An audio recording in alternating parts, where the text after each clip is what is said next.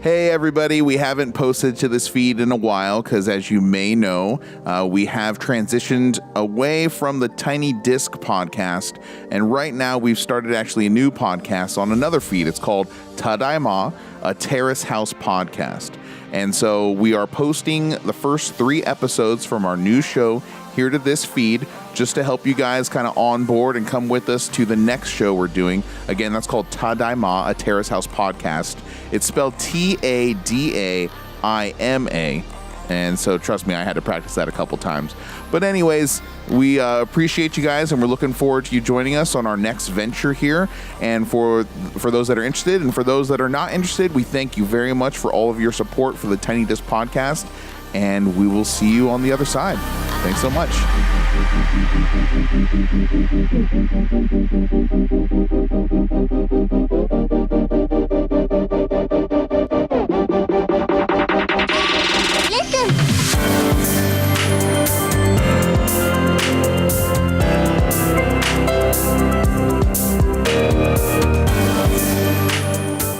Hello, everybody. Welcome to Tadaima, a Terrace House Podcast, your weekly companion to your favorite show on Netflix. I'm Robert Scarpanito, and I'm joined here by Daily Wilhelm. よろしくお願いします。私は Daily です。 She only speaks Japanese. はい。 Our friend Jack Cepeda. I speak English, but I scream in Japanese sometimes. Irashamase! And our good friend Colin Sparling. Hi, I spend most of my time listening to the same 20 songs from 12 years ago. Can we go through those? Yeah, as so many do, yeah. Yeah. And how many of them are Limp Bizkit songs? Oh, please. 10. It didn't take long. It did not take Originally, long. this was relatable, and now it's not at all. I'm share the. And then a bunch of people are just shutting this off now. Oh, this fuck you guy listens to Limp Bizkit. I'm done. All right. Unironically. So this is a brand new podcast. We're calling it Tadaima, and it's all about this little known reality TV show on Netflix called Terrace House. For those of you who don't know what Terrace House is, it's a reality TV show that puts 6 strangers in a very immaculate, beautiful house that I'm always jealous of. 3 guys and 3 girls. And it's not like explicitly a dating show, but they bang. Some people bang. And sometimes they eat. And sometimes they eat. Yes. A lot of the time they eat. Yeah. So it's a lot of eating. Right. And a lot of talking. We wanted to come together and provide a podcast that gives you more insight and reads between the lines and goes further in on what Terrace House is about and what it represents to a Western audience. So I guess to kind of give you an introduction about who we are, we should probably tell you who we are and why we like the show and why we're kind of qualified to speak on the show. And I think I'm going to throw the buck over to Daily first for her to introduce herself. Hey guys, I'm Daily. She actually speaks English. Yeah, wait. I just spoiled everything. I should have just kept going in Japanese. But I do speak a good amount of Japanese. I'm about at a business level. So I kind of have come onto this from the perspective of like knowing what they're saying to an extent and being able to kind of see like where things are switched from casual form to like formal form and like how different that is, because there's so much said in Japanese language. There's so much implied that you don't say aloud, but is inferred from certain phrases. So that's kind of where I'm coming at with Terrace House. And I'm a total newbie to Terrace House. I recently was just accosted by these 3 random guys that were like, You need to watch this show. You have to watch this show. And I'm like gun to my head, like, okay, I'll watch it. And then I got addicted. Wow, that's so it's fine. weird. It's fine. Yeah, isn't that weird? I'll never know who they were or, you know, like why they wanted me to do this. You know, it's just the record of which will permanently be in podcast form. And here we are. Dark backstory. And then she met us. Yeah, the totally separate events. We aren't the 3 guys in the story that she was just telling. Nope. Mm-mm. No. So you would say that you've kind of bring like expertise in the language level and maybe like a bit of the culture as well.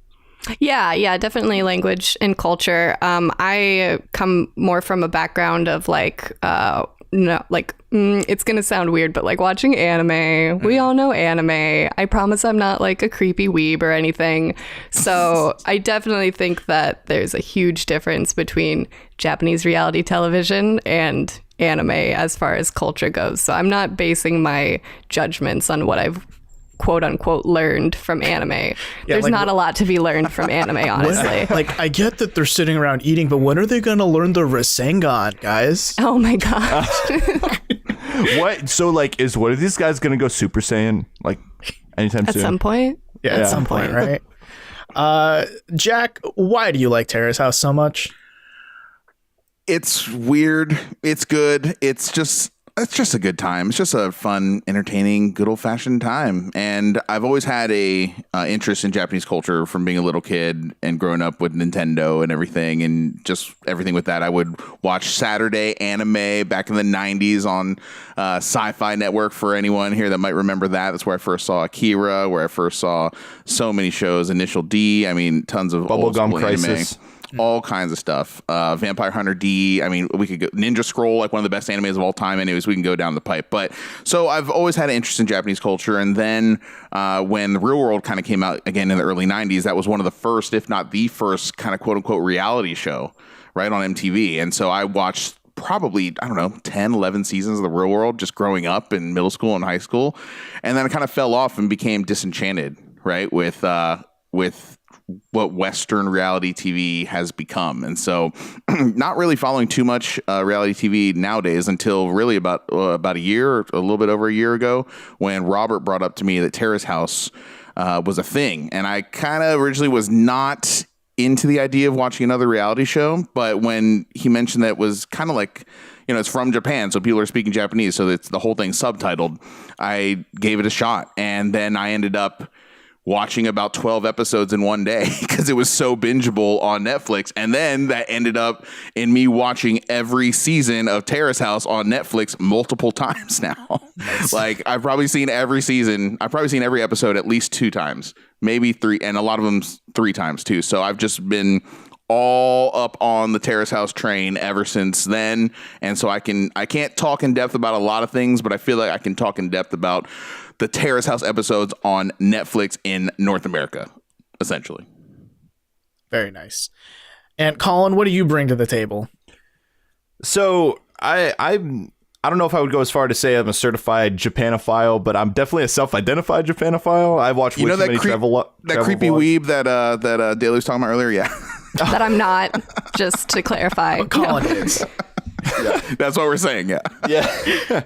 But yeah, I do watch a ton of like Japan travel vlogs, and I have a general interest in Japanese culture. But I also, of course, a lot like Jack, I grew up on a lot of anime and a lot of Japanese video games. I love a lot of Japanese video games, and a lot of Japanese video games make my top 10 list when it comes to games. But also, like, there was a point in my life where I did have a slight obsession with reality TV, but it was usually the reality TV, not so much Real World, but more so like the celebrity focused stuff. So I'm talking like Gene Simmons' Family Jewels and like the Osbournes and like Hogan Knows Best. Oh, like, no, that did not age well. Yeah. That did not age well. I'm sure they didn't. But yeah, I'm sure almost 2 of those have been in scandals by now. But no, it was just like, they were just really entertaining shows because it was like getting a glimpse into those people's lives has always been really interesting to me. But now, so take the general premise of like actual reality TV where it's just people living their lives, and then put that in Japanese culture, which is also something I'm interested in, and it's just a win-win. So I think that's super interesting. And ever since I got hooked on the show from like hearing about it from teachers and friends, and I believe Robert was a pretty big proponent as well, went through the show, started binging all the episodes, drank a lot of hot tea. And I don't know why I associate hot tea with that show, but I was had tea while watching Terrace House. It was like it's like a Pavlovian thing, I think now. Weird. That's a weird. I mean, all right, I guess tea's good. I don't know. Tea's great. Tea's great. It's nice and cozy. It's a good show to. If you're gonna drink tea to a show, it's like it's like that show you could cozy up with. I guess. Yeah. Terrace House is the TV version of tea. So that basically It kind of is, though. Yeah. I'm here for it. Same. For me, let me think. I spent a lot of my time in Korea, which is proximity close, right, to Japan. Not that Korean and Japanese culture are like exactly one in one, but compared to American culture, they kind of share a lot of similarities. I've got a lot of insight into that. And like most of the people here, I have watched a lot of anime in my time. I've spent like 2 weeks in Japan, which was a lot of fun just to like kind of see the culture. And for me, Terrace House kind of reminds me a lot of Korea. It reminds me a lot of home in some ways, because it's, you know, there are a lot of things about it that are just, you can't see that anywhere in America. I guess barring Aloha State, right? But, you know, all the seasons that are set in Tokyo or in Shonan or in Karuizawa, they're so different from anything you could see here in America, but to me feel pretty familiar and kind of remind me a lot of my time spent in, you know, Asia. So that's kind of why I enjoy it a lot. And it just reminds me of the people that I knew there, you know, so that's kind of a quick reason why I like Terrace House so much, aside from the fact that it's just like the most comfortable show on TV. Until it's not comfortable, but we'll get to that. Yikes. Yeah. That's generally a very good description of it's homey, it's comfortable. It's cozy. Cozy. Very cozy show. Right. And so the reason we started Tadaima, the podcast, was to, one, share our love of Terrace House with you, but also to kind of help you get a better understanding and a better, you know, insight into what these people on Terrace House maybe are experiencing, or what seeing something on TV and thinking like, okay, how does that fit in Japanese culture? Or like, how could I experience that in Japan if I actually went? And we just kind of want to bring that to you in a more explicit way, so you don't have to dig through like 20 Wikipedia articles to figure that out yourself. Yeah, for a show about nothing, there's a lot going on, and we're kind of here to break that down. That should be our motto, all about a show about nothing. Yeah. I mean, it's more of a show about nothing than Seinfeld is, in a way. Yeah. Like I said, sometimes they eat. Sometimes they eat. I mean, what Terrace House means to me is really a show about relationships, friendships, sometimes rivalries, oftentimes rivalries, but really the quickest way that I can kind of elevator pitch the show, it's like the real world, you know, but Japanese, and it's mainly about people starting relationships and what that's like to start a relationship and date. Yeah. In a very realistic way. Yeah, in the most like, that's like the most crystalline, you know, like way I can break down the essence of the show. Yeah. And one thing I really enjoy about this, because I, like Jack, don't really like reality TV too much. To me, it's like very cringy most of the time. And I hate the whole like fake drama of who's going to get the last rose, or who's getting voted off the island. Like, I don't really care, man. Now keep in mind, if you like those shows and you're listening to us, please don't drop out now. Right. We still want you to listen to us. Yeah, but one thing I've seen a lot of, you know, columnists and reviewers say online is that Terrace House is the reality TV show for people who hate reality TV. And I am definitely in that camp. I do not like reality TV at all. But when I saw my first episode of Terrace House, I was locked in, could not leave the couch, and I let Netflix play the next 5 episodes without me saying anything. Yeah. So I think we should probably talk about why we named the show Tadaima. Especially for right. That was a word that I, you know, when we had first kind of brainstormed what we would call this show, I never really knew what that word meant. So that would just help me out. Like, why is this show called that? Well, I put random podcast name generator. I pulled that up on Google Chrome and just kind of let it go a couple iterations. You know what? That's not a bad idea. I mean, that's how Post Malone got his rap name. It's true. Do a Wu-Tang Clan rap name generator. Yes. Like, and somehow we got like Tadaima out of that. Yeah, we got lucky. Yeah. Yeah, it's actually a Japanese word, and I think Daly, if you want to take the helm on this, since you probably are way more familiar with it than any of us. Yeah. So we've been talking about how homey the show is, and how for some of us it does kind of like feel like literally coming home. I mean, it's very much about the house as much as it's about the people in it, I feel. And so we felt that like Tadaima, which is what you say when you enter into a house, it's essentially saying I'm home. And we kind of like want this to be your Terrace House landing base. So you're home with us we're cozied up with blankets and we're talking about Terrace House. There might be tea involved. There might be tea. We'll make some tea. So Always. when I was like now familiarized with that word Tadaima, then when I started listening to what they're saying as the cast comes into the home and on the show itself, Terrace House, then I realized like oh they say this word all the time. Like it makes a lot of sense. So you learn something new all the time. Yeah, it's a common parlance. It's basically announcing that you're home, that you're in a place that's safe for you, right? And doesn't it kind of break down to like just now? Yeah, a literal translation, I believe, is just saying just now, which obviously doesn't make sense. But one thing about Japanese language is that it's very, very contextual. You know, It very much is, yes. Yeah, so it's about what you're surrounded by and who you're speaking to rather than making things explicit like in English. Yeah, there's a lot of unspoken things within words, like just the usage of like certain words might mean something entirely different from like the literal translation. Yeah, and you can definitely, like, if you're any bit of a Japanese nerd, and Daly can attest to this, you'll notice that they do switch a lot between direct and distal styles, like very, very friendly speak as opposed to very formal. You can actually see like a natural progression throughout the seasons of like some of them use formal, and then they quickly change to more direct styles when they're interacting with their housemates because they're becoming more friendly with each other. Yeah, and that's something that you don't really have as much in English. I mean, the closest I can think of is like, calling someone Mr. Smith or Mrs. Smith or Miss Smith. Right. Manners are a little less important here. Same. Yeah, they totally are. I mean, but I mean, in the same way, it kind of depends on context here too, because I mean, you go to a job interview, you're not going to be right.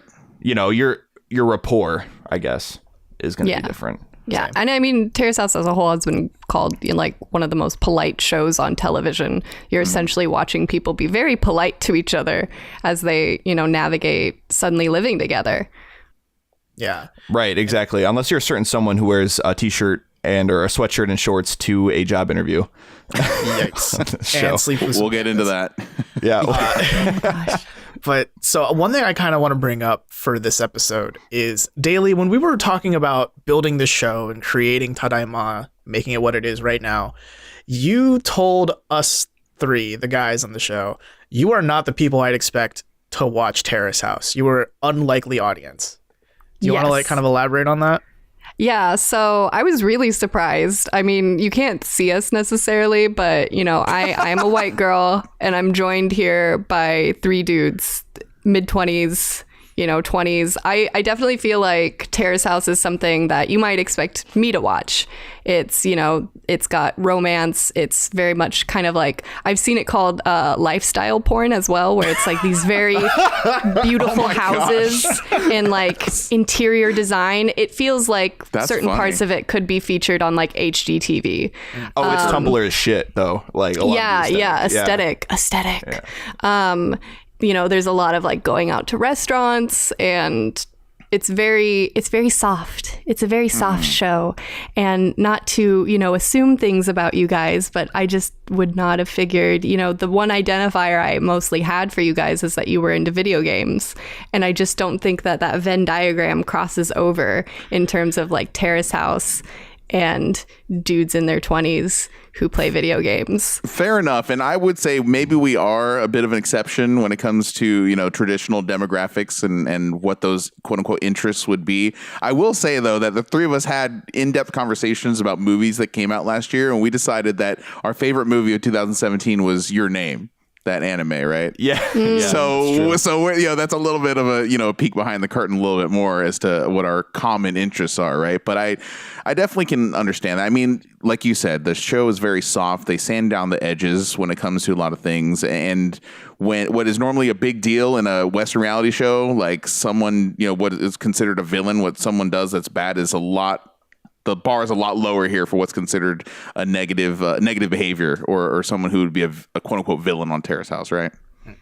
Yeah, they left trash out. Oh my gosh. Yeah. Oh, they left plates in their bedroom. And they didn't help with the dishes. Something I want to qualify too is that, like, sure, all of us like video games, right? I mean, all four of us do, but in it's not like when you say you like video games, that only means you play high octane shooters with blood and gore everywhere or something. You know what I mean? Because like I'm also a big fan of like Stardew Valley and Harvest Moon, which Yes. I think are games that evoke a similar feeling that Terrace House does. I just don't have to play it. I just watch it. Yeah, there's definitely, I feel like now more than ever, there's like a relaxation genre that's up and coming of just things that are chill. Like not a lot of, you know, action and effort being put into it, because it's like, it's I feel like escapism before was like you wanted action and adventure. Yeah. But now people are tired and they just want something relaxing. I'm so tired, guys. 60 to 80 hour weeks. I hate to admit it, but I'm sorry, I didn't mean to cut you off. No, yeah, you just want to come home, you want to put on some tea, maybe put on some lo-fi hip-hop. Some chill lo-fi hip-hop beats, 24-hour stream. Yeah, exactly, with the perpetually studying anime kid as the cover. Yes. Yeah, either that or some vaporwave if you're me. Yeah, vaporwave's great. But yeah, I totally get it though. Like especially like the rise of ASMR. I mean, even kind of like podcasts too in that same vein, right? Like you listen to like some NPR shows, they're just like, hello, welcome to NPR. Blah blah blah blah blah. But I think it's kind of the same vein where it's just kind of relaxing. And in the case of podcasts, you're learning something, or you're joining us and listening in on our commentary about some show about nothing. Hey, you'll learn something, maybe. Well, to Daly's point here, you know, I hate to admit it, but you know, she certainly is right to a certain point where I'm working definitely 45, 50 hours a week, sometimes even more. And when I get home, usually like after school when I was younger, I'm like, I'm going to play video games. I'm going to go outside and run around. Now, as a quote unquote adult, I'm like, I am too tired to literally play a video game tonight. I just need to sit here and absorb. That's the worst feeling when you think about playing video games or whatever you're going to do when you get home. You come home and just like, I feel like doing nothing. Seriously. And it happens a lot. And so that's another area that Terrace House, serves, is like the people too tired to play video games. Yep. That's the target demographic, actually. Yes. There it is. They hit me on the head right there with that one. Yeah. And that, spans beyond like our age demographic even. I seeing more and more posts on like the Terrace House subreddit and various, articles written about this sleeper hit. There's a lot of people watching it that are like, in their 50s and their 40s. And I think that's also reflected in the hosts. The fact that, they have such a wide age range watching the show. If one of you wants to kind of get into who are the hosts, there's hosts to the show. Yeah, so there are like panelists, right, who watch the show with you, and then maybe 2-3 times an episode, they cut to the panelists who usually make dirty jokes and riff on the people in the Terrace House, like living in the house.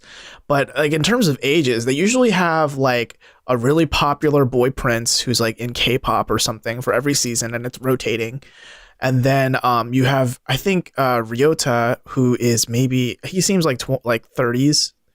But then up to like you, who's a singer-songwriter who I believe is in her 50s. Mm-hmm. Yeah, shit. Yeah. They generally are older than the people that are actually living in the house, which is interesting. And it allows, them to bring their experience, with life to their commentary. And they typically are considered the comedy relief, right? I mean, a couple of them at least are professional comedians. And so they're kind of speaking for us and letting the audience know, what we should be paying attention to, or what is relevant in the events ongoing in the house. And so I really appreciate that. And that's another departure from Western reality shows, right? Having that kind of panel of people that are watching it, kind of like a let's play, kind of like a commentary within the show itself. I think it's interesting. It's so kind of traditional Japanese TV, if you really think about it, to have that kind of panel together. So, coming at it from someone that watches a lot of Japanese TV, which I do not, it totally makes sense to have that on this show. And one thing I did kind of want to point out before we wrap up this episode is, like, Jack, you asked us in pre-production, like, how do we think the show is marketed to people? And honestly, I think it might be word of mouth that's the biggest, at least for a Western speaking audience, or the worldwide. At least from what I've experienced, I definitely think it's been word of mouth. It's one of those things, like, there's even been a recent development where I found out some of my coworkers watch Terrace House, and I'm like, oh, nice. No shit. Like, it's just surprising to me, like, how this gets around, because I'm certainly not seeing ads on like social media feeds or anything like that. And I'm someone who talks and watches Terrace House a lot and blah, blah, blah. So Facebook, you're not listening, or Google, you're not listening. Hi, Google. I guess. Yeah. Hello, Hi, Google. NSA. Yeah. Yes. Hello. But yeah, I definitely think a lot of it is word of mouth, a lot of organic, just advertising, I guess. Just works. I mean, the fact of the matter is you have good content. It's going to get around.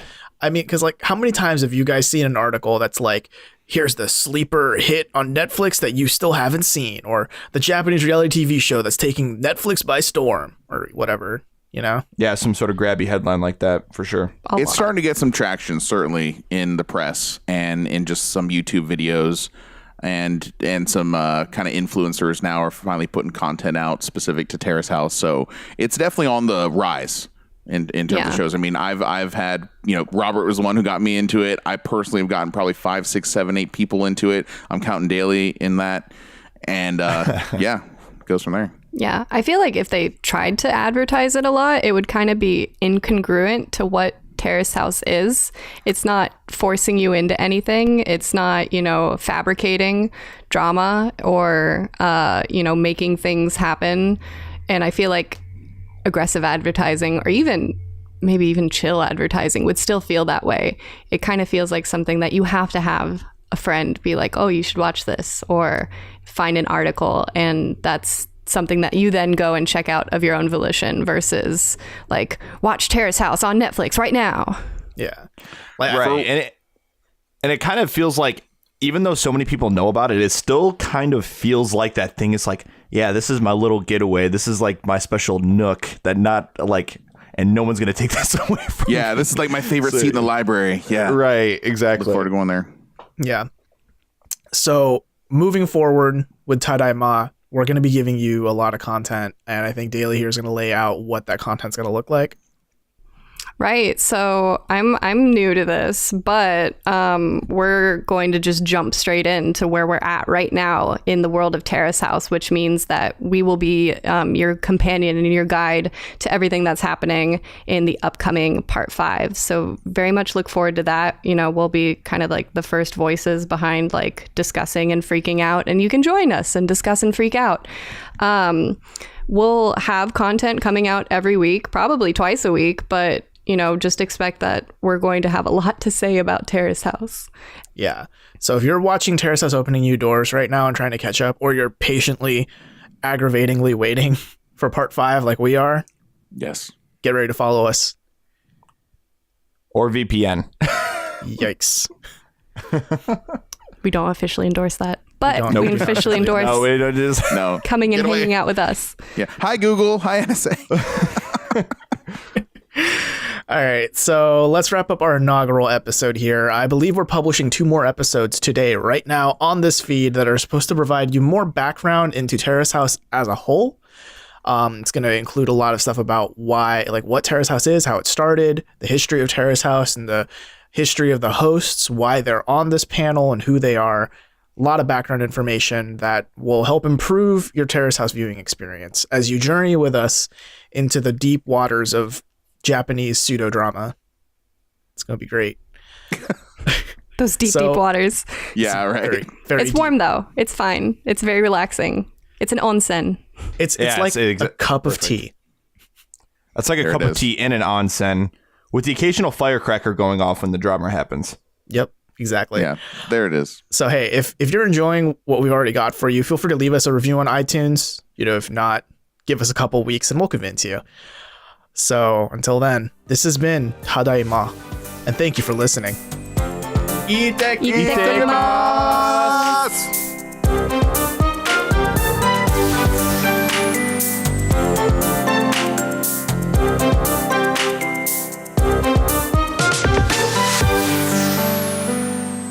Email us at questions@terracehousepodcast.com and follow us on Instagram at TadaimaGram and on Twitter at TadaimaPod. Check us out on Facebook and YouTube at Tadaima, a Terrace House podcast.